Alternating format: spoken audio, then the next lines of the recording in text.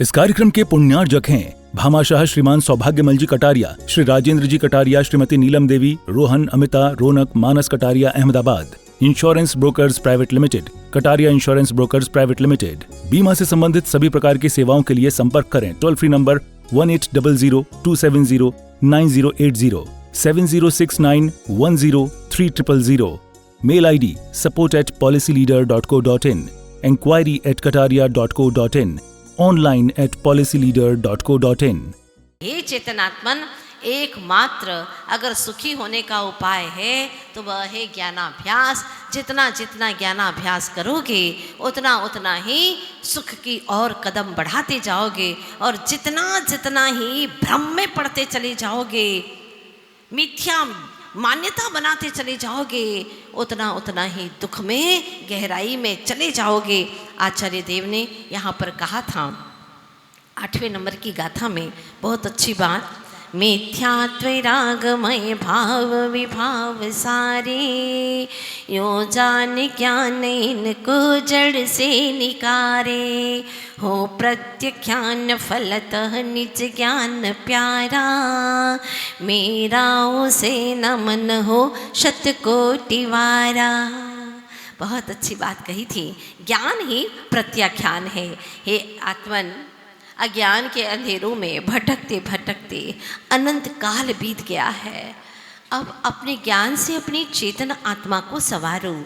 यही काम है। दिन भर में कितने खोटे काम करते हो। हाँ, कंघी से बाल संवारते हो, प्रेस से कपड़ों में सलवट न रह जाए इसीलिए उसको सही करते हो, पर अपने भावों की सलवट तो ठीक करते ही नहीं तुम। कब ज्ञान की प्रेस फिराओगे? कब ज्ञान की कंघी से अपनी चेतन आत्मा को संवारोगे? कभी सोचा आपने? कंघी हाथ में लेकर के कभी ये भाव आया कि ज्ञान की कंघी से मैं अपनी चेतन आत्मा को कब संवारूंगा प्रभु? वो सुखद क्षण कब आएंगे? बिस्तर में एक सलवट तुम्हें सुहाती नहीं है, नींद नहीं आती है, अच्छा नहीं लगता, एक सलवट के साथ में नींद नहीं आती है, तो इतने दुर्विचारों की सलवट के साथ में कैसे नींद ले लेते हो? पूछो तो सही अपने आप से। इतने विकल्पों की, दुर्विचारों की सलवटें हैं, फिर भी सोते रहते हो। अनंत काल बीत गया, अनंत काल बीत गया है, फिर भी उस मोह की नींद में, मोह की नींद के आगोश में अनंत काल बिता दिया। कैसा है तुम्हारा स्टेटस? ऐसा है स्टेटस? हाँ, अपना तो स्टेटस तीर्थंकर जैसा होना चाहिए, भगवंत जैसा होना चाहिए। जैसे भगवंत को एक भी विकल्प सहनीय नहीं था, एक विकल्प भी नहीं, अशुभ तो छोड़ो, शुभ विकल्प भी सहनीय नहीं था। और तुम हो कि अशुभ विकल्प 24 घंटे किए जा रहे हो। अपनी चेतन आत्मा को कितनी गंदगी से तरबतर किए जा रहे हो, और मिथ्यात्व की इन गंदी अंधकार से भरी गलियों में ले जा रहे हो। अच्छा नहीं लगता ऐसी कॉलोनी में रहना जहाँ अच्छे लोग नहीं रहते हों, वहाँ रहना अच्छा नहीं लगता है ना आपको? अच्छी कॉलोनी चाहिए, अच्छे लोगों के बीच में रहना पसंद करते हैं, तो अच्छे अच्छे शुभ विकल्पों के साथ में रहना पसंद क्यों नहीं करते हो? प्रश्न है हमारा। दिन भर अशुभ विकल्पों में, अशुभ विकल्पों की गंदी गलियों में रह करके जिंदगी गुजार रहे हो, इसका क्या? कौन सुधारेगा इसको? कौन बचाएगा इससे तुमको? क्योंकि खुद ही दुर्विचारों की गंदी गलियों में जी रहे हैं, जहां भयंकर दुर्गंध है, दुर्विचारों की, मिथ्यात्व की दुर्गंध भरी पड़ी है। प्रभु, ये आत्मा बहुत दुखी हो गया अपने आप से। मैं ऐसा क्या पुरुषार्थ करूं भगवान जिससे मैं अपने अनंत संसार से बच करके अब मात्र स्ट्रेट वे मोक्ष मंजिल की ओर चल पड़ूं? ऐसा मैं क्या करूं भगवान जिससे मेरा जीवन सही रास्ते पर चल सके? आचार्य देव कहते हैं कि पुण्य का उदय तो चाहता है कि हर समय पुण्य का उदय चलता रहे, तो ध्यान रखना कि पुण्य का उदय अनुकूलता तो देगा।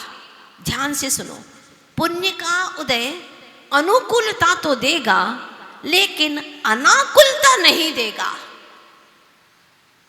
बहुत महत्वपूर्ण चीज है। समय सार ग्रंथ राज है। अपने ज्ञान के पट खोलो, एकाग्रता से श्रवण करो। हर समय अनुकूलता की चाह रखते हो ना, तो पुण्य कार्य करोगे, कदाचित तुम्हें अनुकूलता तो मिल जाएगी, लेकिन अनाकुलता जो आत्मा का स्वभाव है वो कैसे मिलेगा? जब पाप और पुण्य से ऊपर उठ जाओगे, ऐसा पुरुषार्थ करोगे, तब तुम्हें अनाकुलता की प्राप्ति हो गई, मतलब स्वभाव में रम जाओगे। अब मैं आपसे पूछना चाहती हूँ कि तुम्हें अनुकूलता चाहिए कि अनाकुलता चाहिए? बोलो।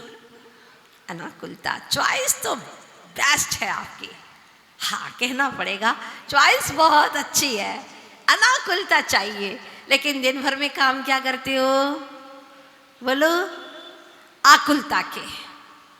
थोड़ी सी अनुकूलता मिल गई तो ऐसा लगता है बस शांति, बहुत अच्छा माता जी, इतना बढ़िया आपके आशीर्वाद से जीवन चल रहा है।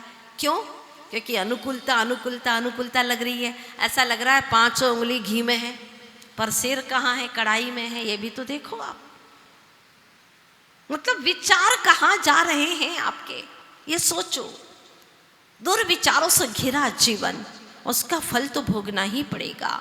इसलिए प्रभु मेरे भीतर में ऐसे भाव आ जाए, यही भावना बनी रहे कि मुझे अनुकूलता नहीं चाहिए।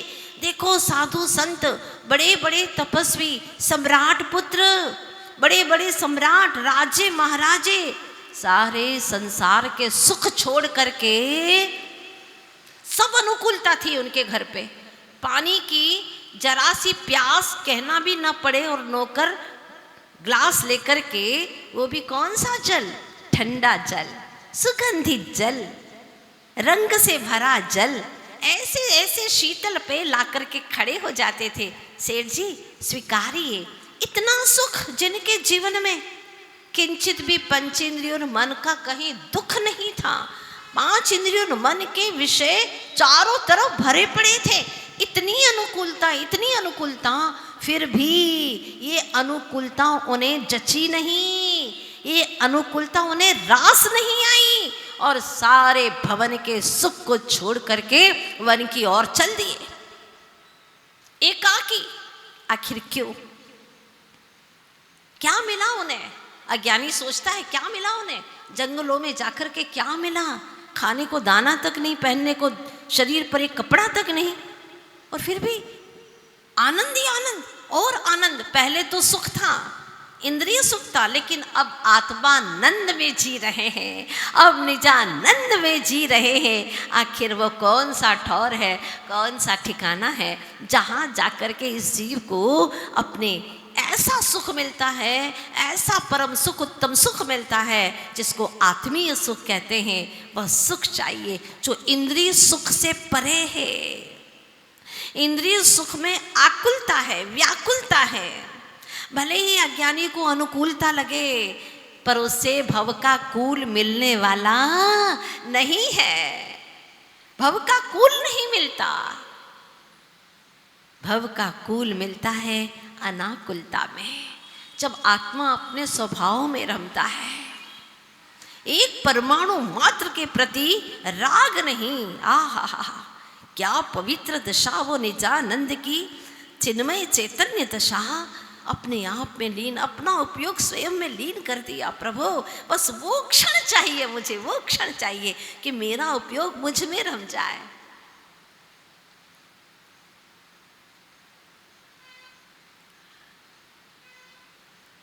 गुजराती में एक पंक्ति कही है, मंदिर कहवानु मन थाय, एवो हृदय बनावो मारू।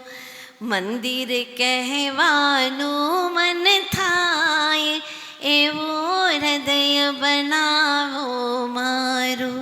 वाह, हे प्रभु मेरा हृदय ऐसा बना दो कि मैं ऐसे मंदिर कह सकूं, जहाँ पवित्रता ही पवित्रता हो, जहाँ परमात्मा ही परमात्मा का दर्शन हो। 24 घंटा बस परमात्मा के सिवा कुछ न सूझे, ऐसा मुझे बना दो प्रभु, तो इस जीवन की सार्थकता हो जाएगी। मुझे नहीं चाहिए ये अनुकूलताएं। ये अनुकूलताएं कब प्रतिकूलता में परिवर्तित हो जाए कोई ठिकाना नहीं है। मुझे तो चाहिए अपना स्वरूप अनाकुलतामय, ऐसा जीवन चाहिए। तो आचार्य देव कहते हैं इसके लिए क्या करिएगा। अगली गाथा का पड़ाव डालते हैं। जय नाम को विपुरी सो परदाव मिणंती जानी दो चैदी। जोर से गाइए और अपनी रचना को सार्थक करिए ऐसी पवित्र गाथाओं के उच्चारण से। जय नाम को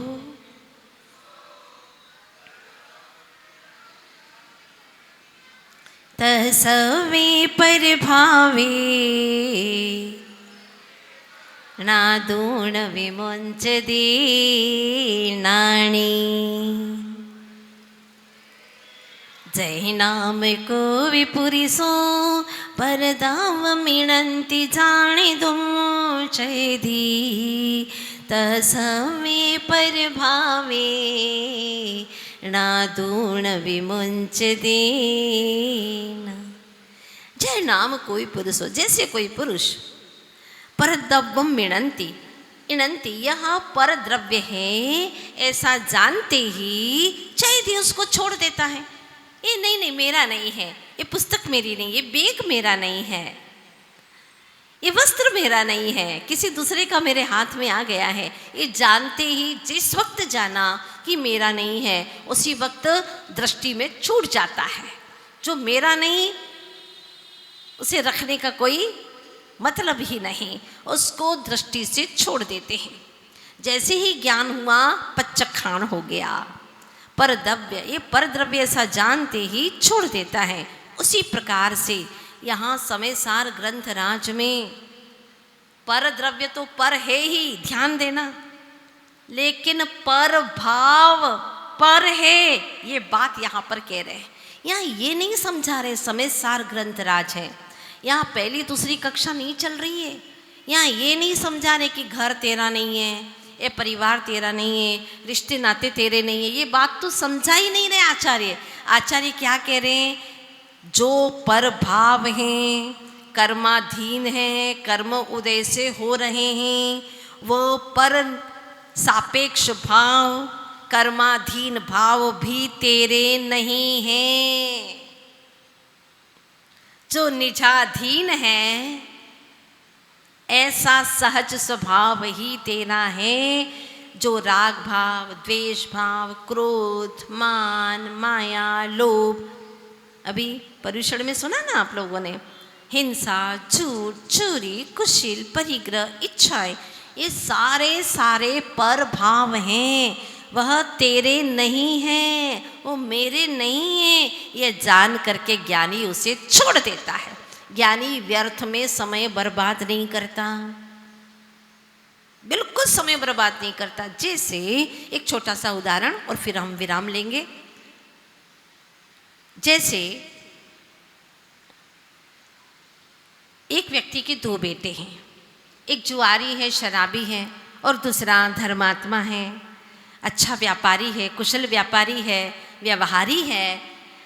तो जब छोटा बेटा आया जो जुआरी है, शराबी है, उसने कहा पिताजी मुझे 5,000 रुपया चाहिए। 5,000 बिल्कुल नहीं है मेरे पास में, एक पैसा भी नहीं है। आ गया सवेरे से, पैसा चाहिए पैसा चाहिए। 5,000 मांगती शर्म नहीं आती तुझे? हाँ, 5 पैसा भी नहीं है मेरे पास में तेरे लिए देने को, चल जा यहाँ से। बहुत गुस्सा आ गया। वो भी तो बाप का बेटा था ना, लेकिन पिता ने नहीं दिया। दूसरा बेटा आया और उसने कहा पिताजी वो माल आ गया है और 5 करोड़ रुपया देना है। 5 करोड़? हाँ बेटा ले, ये चाबी ले ले और तिजोरी से निकाल ले 5 करोड़ रुपया। अब वो देख रहा है, वो देख रहा है। आप लोगों को भी कैसा लगा बताओ? बात समझने की है, ये उदाहरण से ही बात समझ में आएगी। अब वह सोचता है छोटा वाला कि मेरे लिए 5,000 रुपया भी नहीं है, और उसने 5 करोड़ मांगा और झट से चाबी दे दी, तिजोरी की चाबी। ओ गजब, इतना बाप अन्याय कर रहा है। बात समझ में आ गई है, पिता भी अन्याय करता है। लेकिन मैं आपसे पूछना चाहती हूँ, क्या पिता अन्याय कर रहा है या न्याय कर रहा है?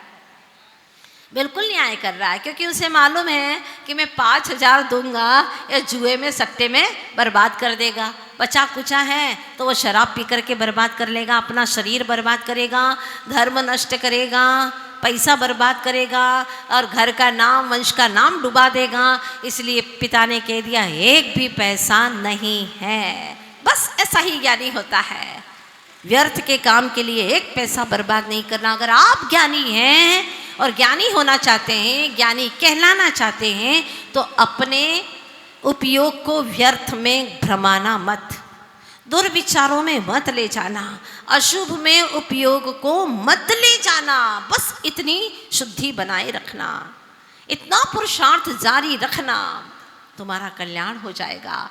इस मनुष्य जीवन में जैन कुल में आकर के अपने उपयोग को नहीं बचाया दुर्विचारों से, दुर्व्यसनों से, तो तुमने क्या किया? जैन कुल में आना ही निरर्थक हो गया। एक एक पल कीमती है भव्य आत्माओं। और आज बहुत दिनों के बाद में समय सार ग्रंथराज की श्रृंखला को हमने जोड़ दिया है और इसकी बातें, इसकी चर्चा तो हम आधा घंटा भी श्रवण करते हैं तो लगता है कि कुछ सुना है, अपनी आत्मा की कथा सुनी है। बाकी तो पर की कथाएं चाहे कितनी भी सुनो, लेकिन उससे शांति नहीं मिलती। अपनी आत्मा की वार्ता सुनने से लगता है कि आज मुझे मेरी खुराक मिल गई है और अब यही करना है। बहुत महत्वपूर्ण चर्चा आज मैंने आप लोगों के बीच में रखी है कि जो भी चोर आकर के कूड़ा कचरा ले जाए, कोई बाधा नहीं है, बल्कि खुशी होती है कि उसने खुद ही साफ कर लिया। पुराने जूते टूटे फूटे, हाँ, बदबू दे रहे थे, वो उठा के ले गया, अच्छी बात है ना। उसी प्रकार से अगर किसी ने मेरे बारे में गलत चर्चा फैलाई है, निंदा की है, मेरे गुणों की तरफ दृष्टिपात नहीं किया है, ज्ञानी सोचता है कोई बात नहीं, बेचारा करुणा का पात्र है, उसे मेरे दुर्गुण नहीं दिखाई दिए, दोष ही दोष दिखाई दिए, कोई बात नहीं, और वह निरंतर अपने आप को सजग रखता है। ये है समय सार ग्रंथराज, आर्ट ऑफ लिविंग, जीवन जीने की कला सिखाता है। और ऐसे ही अगर आप जीवन जीते रहोगे, आचार्य देव वादा करते हैं अगर 6 महीना तुमने आत्मा की चर्चा को लगन के साथ में सुन लिया तो मिथ्या दृष्टि रहोगे नहीं। ये हमारा चैलेंज है, तुम नियम से सम्यक दृष्टि हो जाओगे, ये वादा करते हैं आचार्य भगवान। Bhamashah Shriman Saubhagyamal ji Kataria, Shri Rajendra ji Kataria, Shrimati Neelam Devi, Rohan, Amita, Raunak, Manas Kataria, Ahmedabad. Insurance Brokers Private Limited, Kataria Insurance Brokers Private Limited. बीमा से संबंधित सभी प्रकार की सेवाओं के लिए संपर्क करें। Toll free number 1800-270-9080, 7069103000। Mail ID support@policyleader.co.in, enquiry@kataria.co.in, online at policyleader.co.in।